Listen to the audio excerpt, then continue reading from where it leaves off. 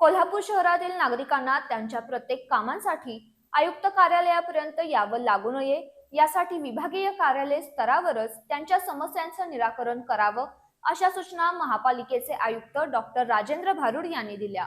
शहरातील सर्वच अतिक्रमणांवर सातत्यानं कारवाई करण्याचे निर्देशही त्यांनी आढावा बैठकीवेळी दिले।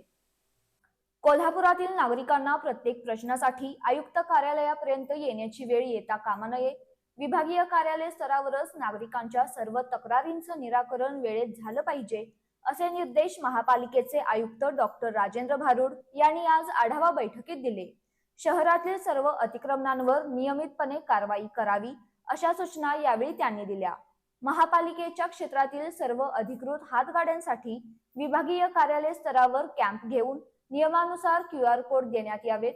ज्या ठिकाणी अतिक्रमण निर्मूलनाची कारवाई करण्यात आली आहे त्या ठिकाणी पुन्हा अतिक्रमण होणार नाही याची दक्षता घ्यावी अशा सूचनाही त्यांनी दिल्या।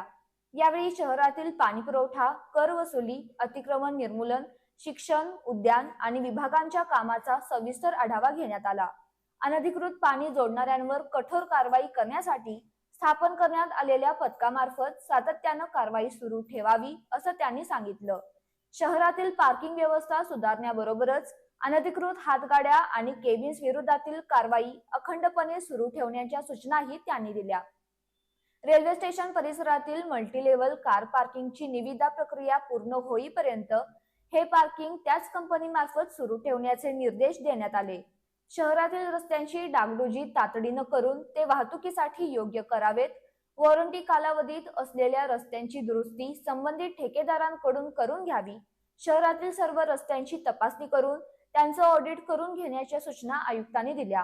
शहरात कमर्शियल प्रॉपर्टीमध्ये वाढ झाली असून सर्व सहाय्यक आयुक्तांनी त्यांच्या नियंत्रणाखालील क्षेत्रातील अशा मालमत्तांचा एकात्मिक कर प्रणालीद्वारे शोध घेऊन नियमानुसार कर आकारणी आणि वसुली करण्याच्या सूचना आयुक्तांनी दिल्या।